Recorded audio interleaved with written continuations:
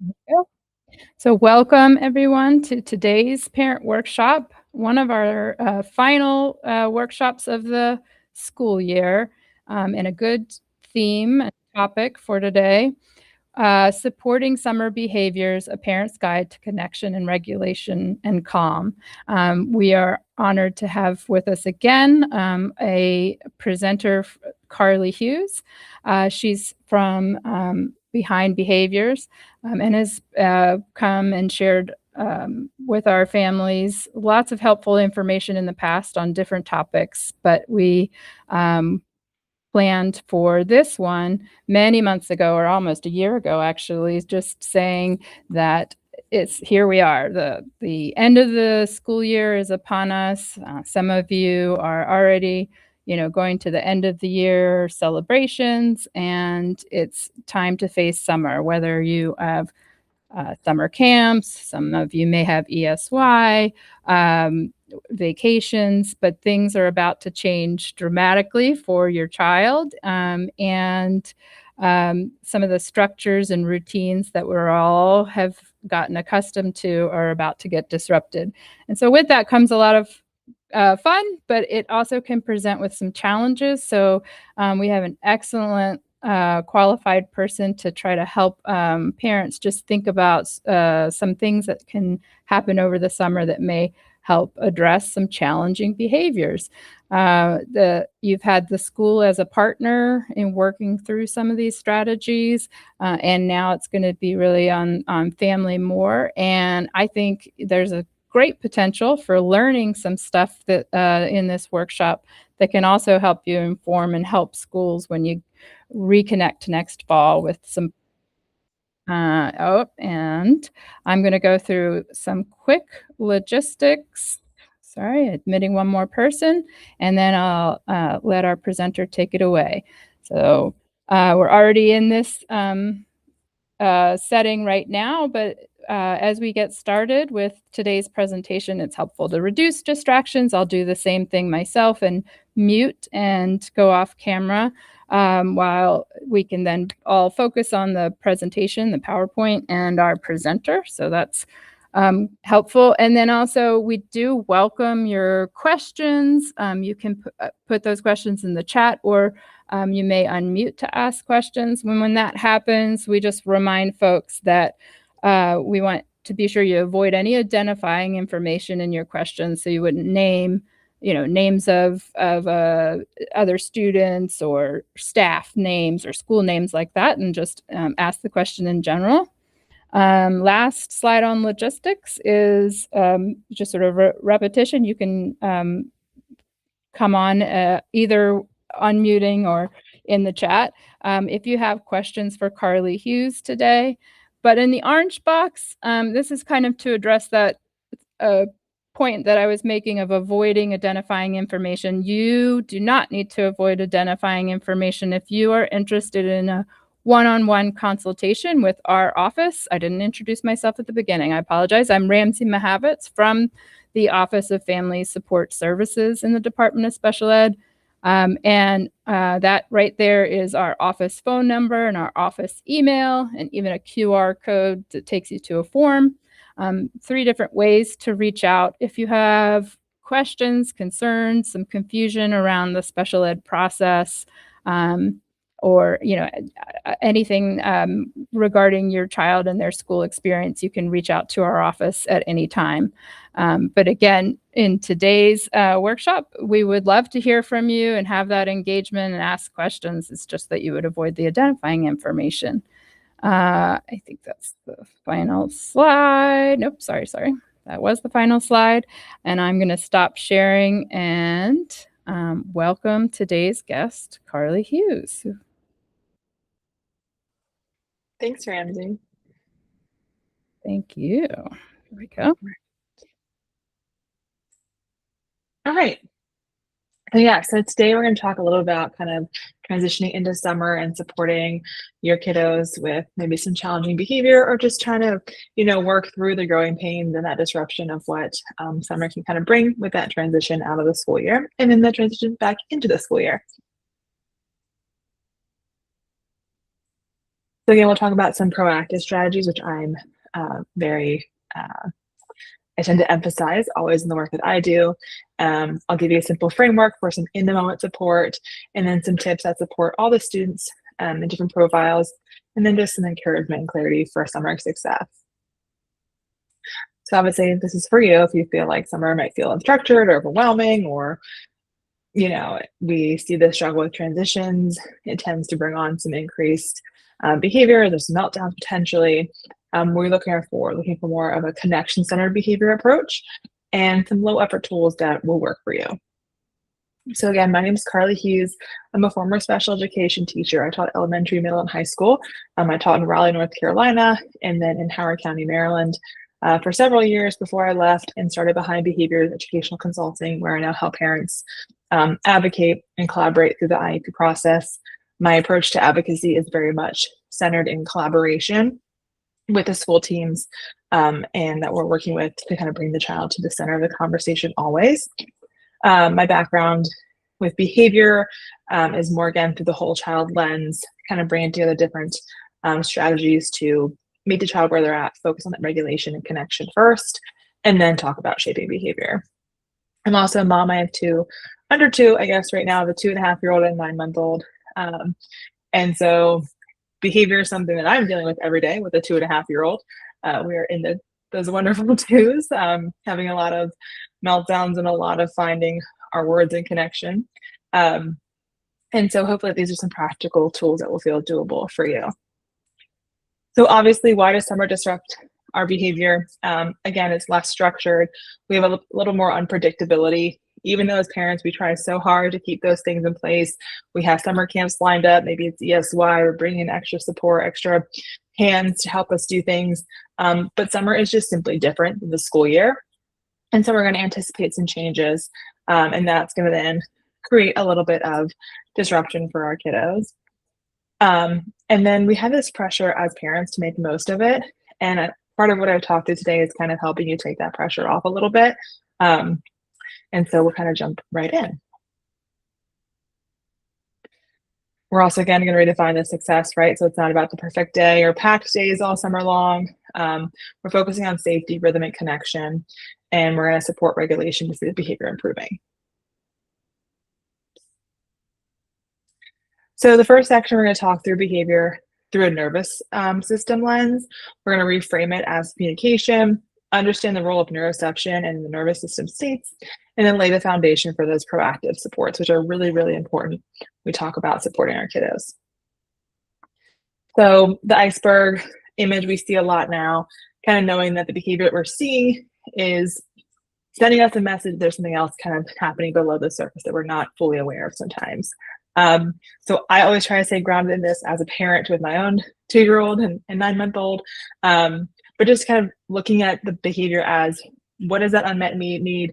Dysregulation isn't defiance. They're not trying to give us a hard time. And then the kids do well when they can. Then talking about what drives the behavior. So thinking about the sensory overload, anxiety or fear, a communication breakdown, hunger, transition, fatigue, kind of bringing this lens to the table this summer when we're kind of supporting our kiddos. It's going to help you more so to find your self-regulation, to try to find your center when we're responding to and supporting our kids through tough moments. So the brain asks, am I safe? That's the neuroception, right? We're scanning for safety always. Dysregulation might mean that the threat is detected, whether it's real or not, whether we understand that threat, whether we agree with that threat, whether we perceive that same threat.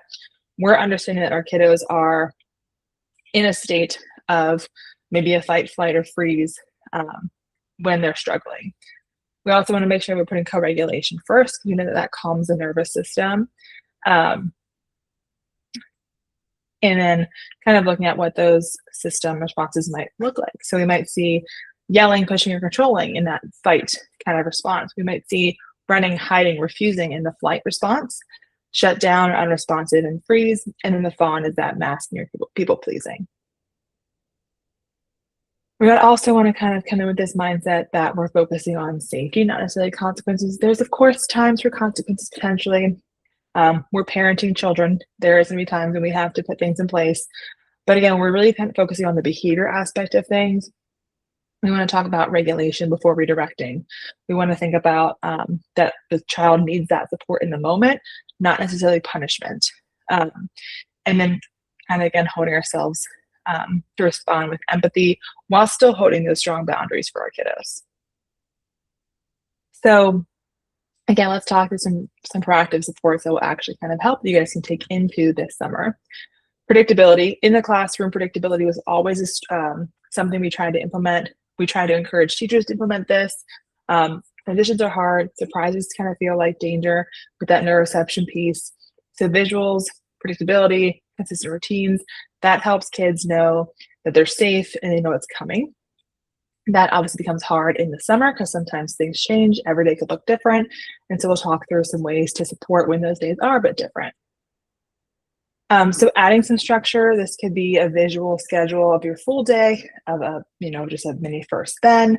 It could be just simple schedules for tasks that they're going to do every day. So when I was teaching, one thing I always kind of stuck in the back of my mind was creating consistent structure that would allow for flexibility. So I might have a loose schedule of leaving the house in the morning, coming back for nap time, doing something in the afternoon in the backyard. And that was going to be the same thing every day, but in those different blocks of time, something could be different. Think about using your timers or countdowns, narrating your plans ahead of time. That's a really good strategy. Just talking about at breakfast what the day is going to look like, on the car ride over to the grocery store. What is the time in the grocery store going to look like? And then again, building in routines even on your days off. So if you're having a day that's just a relaxed day at home, trying to have, again, some type of laxed schedule that will still kind of feel like your child knows what to expect and what's coming. And then making it work for your child. So if your child's able to, help them make the schedule. Maybe you're using picture-based routine strips. Maybe you're using real objects or real photos of your child doing these things. So you can kind of break it down. And here I'll say, this is also where right now we're coming up on the end of school. We have a couple weeks left. If you're able to work with your school team, if your child currently uses a schedule or currently uses one of these type of strategies, making sure you fully understand how it's being used. Ask for an extra copy to be sent home, or extra, magnet strips, whatever it is. You can then continue using that, and that doesn't get left at school. Or if it does, you can have a second copy to use at home. Setting the scene for success. So we know that sensory overload is real. Too much can trigger a meltdown kind of feeling.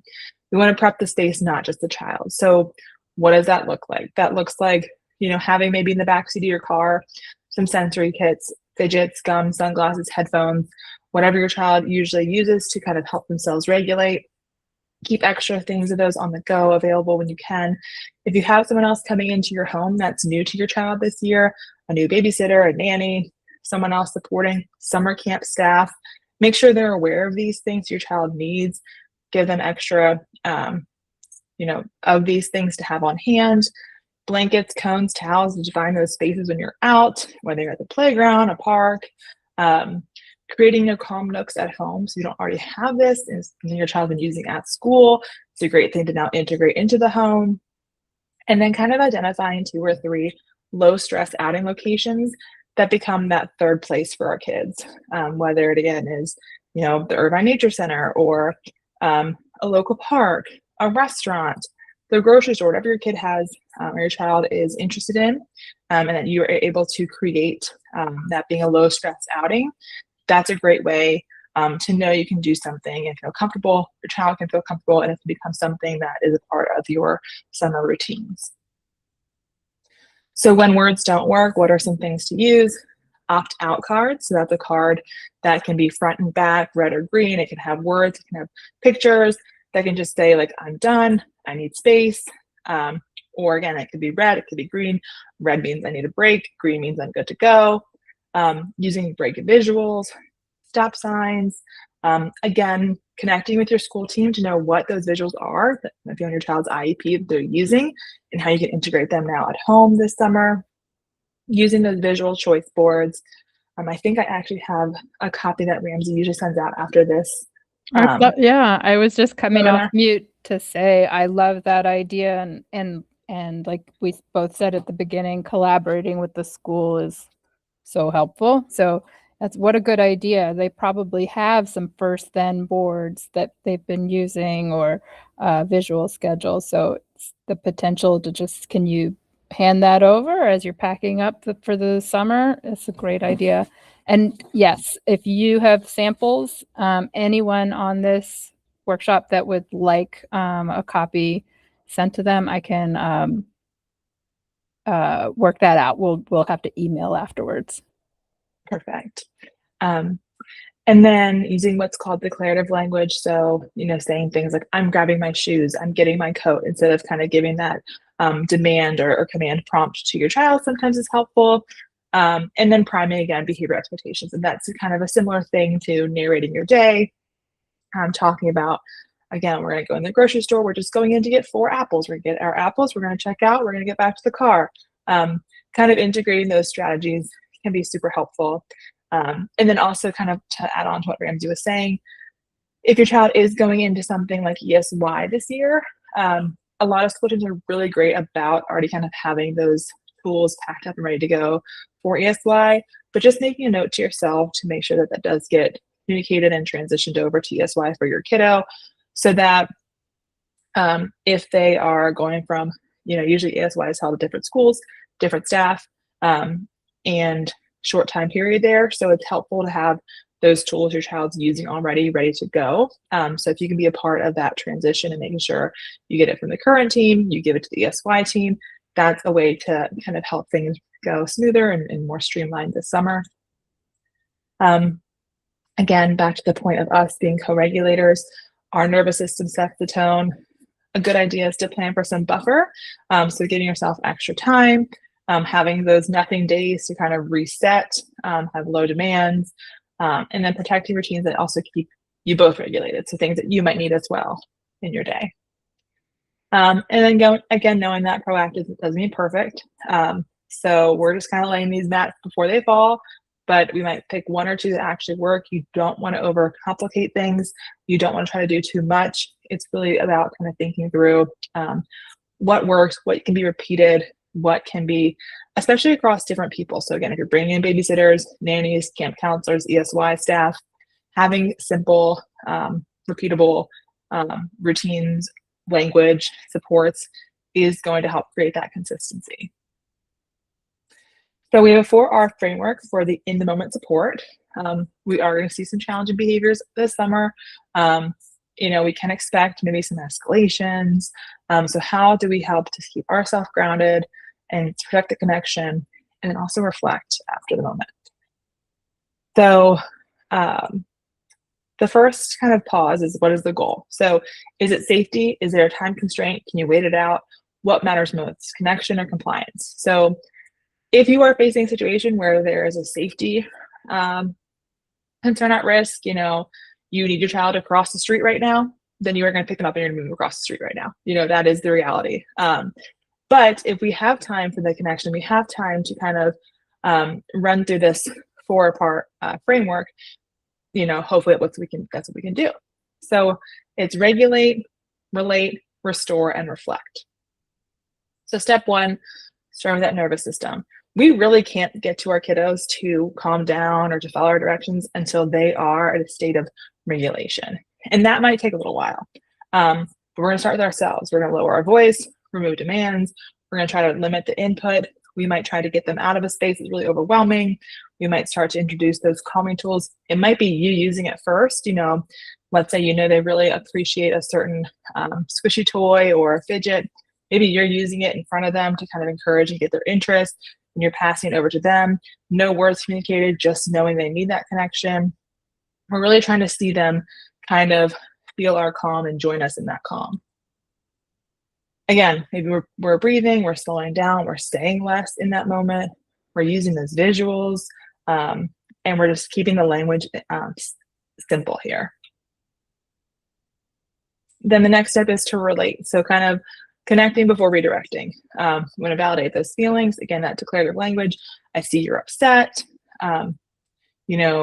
Offer the presence without pressure. We're not saying, I need you to calm down. I need you to do this right now. We're just kind of saying, ooh, that was hard. I know that was a lot. I know you're upset they took your toy. I know you wanted to stay in the pool. Just relating and validating their feelings. Again, this could be you're sitting nearby, we're speaking gently, we're mirroring their rhythm, we're trying to create that regulation, we're trying to repeat that energy back to them, and then offering simple comfort and support. Then we're able to restore. So this is going to be when the calm is there, we kind of have to see them. We're now going to try to reset. We might have offer a snack, offer a song they like. We're going to just kind of trying to get back to baseline here all together. And you're not reinforcing bad behavior if you suddenly put on my daughter loves Hot Little Bunnies right now, that song. And if we're having a hard time and I'm going through this step with her, I might put this song on and kind of get her back into a good mood. And then we're kind of able to come to the last part, which is one, if we messed up something like cleaning up or throwing things, we're going to do that together. And then we're going to reflect, whether that's me reflecting or us reflecting together, kind of giving her some prompts to reflect. That then comes last. And you'll see that within this 4-step framework, there isn't like a hard, fast consequence or a punishment in the moment. This is just about getting through that moment, that behavior, and kind of knowing too for ourselves, having some time to reflect again, what worked, what didn't work, was this preventable? What support do I need next time? Hindsight's always 20/20. You know, it's easy to walk away from something and say, like, I didn't really need to push that issue, or I should have brought this or should have done that. So also not being too hard on yourself. But if we can next time be more prepared or anticipate something and offer more support beforehand or what have you, then that would actually help to decrease those behaviors more potentially than offering a punishment or consequence that might not connect to your child in that moment. Carly, one thing I want to interrupt to say is that everybody will also be given a copy of this presentation, because I think those 4 steps were like, that was just really helpful, and it might have felt like it went fast, but you'll also, everybody here will have time to read back over and reflect on it. So I'll send that out after the presentation. Yes, yeah, thank you. Trying to get a lot kind of shared in our time together. So again, an overview of that 4R framework: regulate, relate, restore, and reflect. And again, knowing that sometimes certain parts are for you, certain parts are for your child, but the goal is just to kind of get through that tough moment. Things that help this framework work: using those familiar phrases, again, across the people in your child's life this summer, teaching them, hey, this is how we're going to respond to this summer. Having those sensory kits, fidget snacks, visuals, whatever it's going to be, on you or as close by as possible, creating calm spaces wherever it may be, making sure, maybe at summer camp your child needs this, advocating for that, helping the staff there know how to create that. Maybe you are going to be frequently visiting the pool this summer. How can you create a calm space there? What is that going to look like? Making a backup plan for you to step away. So sometimes we are not able to be the ones that can regulate in that moment. And so figuring out, do you have someone else who can step in? You just have to step back and in that moment, not deal with it and just give yourself a minute before coming back and trying to put those 4 R's into place. And again, sometimes safety and compliance is what has to happen in that moment. So there's time and place to have to do what you have to do if that means maintaining a certain level of safety. Again, it does not need to be perfect. Every calm response rewires trust. It does teach and it does help to change those behaviors, to get through those behaviors, decrease them from happening in the future, and really knowing that regulation is what really leads to real change. So then now we're going to talk about kind of the teaching without pressure. So also it's summer. It's a tough time for everyone. There's a lot going on, but we do want to find time to try to work through these things and maybe try to shape these things, these behaviors, if we can. So after we are getting through those moments, we have the proactive part. We're trying to put things in place to support your child so those things don't happen. We have the in the moment part of how we are going to react when that does happen, and then the teaching part. So how are we going to build those skills? We're going to teach over a test. So kids don't learn obviously when they're struggling, when they're kind of at that peak crisis, when they're dysregulated. And we're going to really kind of focus on showing, not just telling. Again, using the visuals, storyboards, social stories, video modeling. So if you do find yourself kind of having consistently tough behaviors in a certain setting or during a certain part of your day, you might want to lean into teaching and trying to work through that a little bit. Maybe again, someone who you bring on to work with your kiddos this summer can help with this, doing some role playing in calm moments, previewing routines out loud. Again, that's one of my favorite ones. Obviously, I've been mentioned a couple times. Incorporating motivation without burnout. So if your child is someone who is motivated by externalized things, snacks, little small tangible things, maybe they just enjoy having choices, use those things that are already kind of naturally built into those schedules, things that are easy for you to provide. Don't create something that is going to create a lot of steps for you to do that, then becomes unattainable or unable to be sustainable. So again, behavior equals a need in the environment in the skill. So we're kind of thinking about what do they need to succeed, and we're going to align those tools to the demand. So if we know that, again, my child really struggles transitioning out of the pool, then we're going to have those proactive strategies in place. We're going to have a safe place where they can calm down. We're going to have some timers. We're going to have a reinforcement schedule of some type, or we can have an if or a first then situation. We're prompting and pre-teaching before we get in the pool. When the timer goes off, we're going to get out of the pool. We're going to put our towel on. We're going to sit down. You're going to take a break on your cool down chair, and you're going to get to eat your snack before you leave. And kind of walking through that as much as you can, but then knowing too that they might require some additional support. It might take more time. Don't try to get out of the pool. If the pool is closing in 10 minutes, you might want to get out a little bit earlier potentially. So building in those things that are going to work for you to then work through those things. And then keep in mind you're teaching every day. So every calm moment is teaching something. Every instance that goes well, you're teaching behaviors, you're teaching that things are working, you're teaching that regulation and the skills and all those wonderful things that kind of put and come together. So we'll close out here. Again, you showed up to this presentation, so I really thank you for that. Hopefully there are some takeaways here that were helpful. Just to remember this summer, behavior is communication. It is not literally, speaking or saying something, but it is a red flag for us, or it is the green flag for us even, to tell us that our child's, doing well and they're happy, they're content, or they're struggling, they're dysregulated. Kind of being able to look at those behaviors with a bit of a magnifying glass when we need to, trying to be more proactive versus being reactive, using that 4R framework, and teaching gently and reflecting often. Some summer resources, again, those will be linked in the presentation that we'll send it to you. There are some autism-friendly places. I think there's a list of about 60 great places, low sensory-friendly, movie theaters, library time, etc. The Baltimore County Library is a great, great resource. Baltimore County Moms is also a cool resource just to learn what's around you when you're kind of looking for something to do or places to go. Again, those are all a link, so they'll be in the presentation we share. And then we will send out those free printables. If you would like to do a consultation with me, you can also click the link here. And just knowing too, you're not alone in this. There's no one size fits all. There's no right or wrong way. You are the right person for your child. You know them best. Regulation and love goes farther than control. And it will be a really good summer. So with that, if you have any questions, we'll open up that. I love that. Let me go ahead and stop recording.